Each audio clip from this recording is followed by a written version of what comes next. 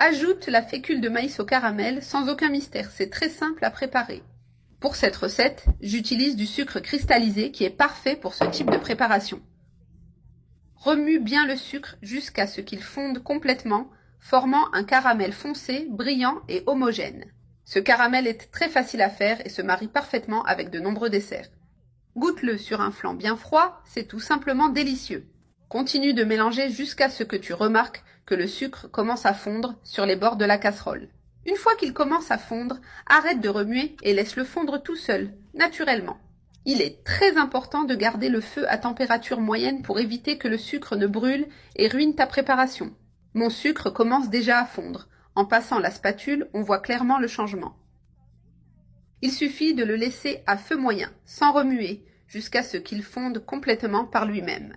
À ce stade, mon caramel a déjà une couleur idéale. Je recommence à remuer jusqu'à ce que tout le sucre soit complètement dissous. Je vois encore pas mal de sucre avec un aspect sableux au fond de la casserole. C'est pourquoi je continue de remuer constamment jusqu'à ce qu'il soit bien dissous, prêt et très brillant. C'est le point parfait du caramel pour continuer la recette, avec un résultat délicieux et très polyvalent, idéal pour accompagner des biscuits, des gâteaux et aussi excellent en accompagnement.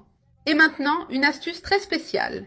Si tu prépares souvent du caramel, ajouter de l'eau chaude fait toute la différence. Ici, j'ai une demi-tasse d'eau chaude. Je l'ajoute petit à petit en remuant. Cela permet au caramel de fondre rapidement sans former ces blocs durs de sucre. C'est une astuce simple et très efficace.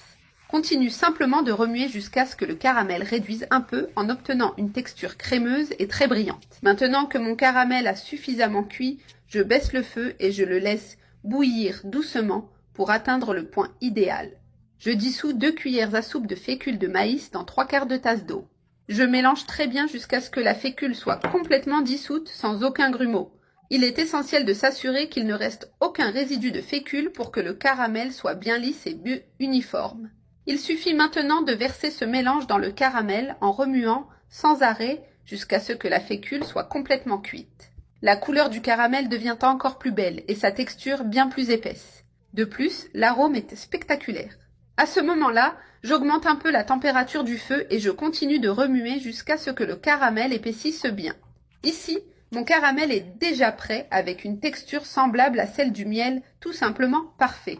J'éteins le feu et je continue de remuer pendant environ 30 secondes jusqu'à ce qu'il arrête complètement de bouillir.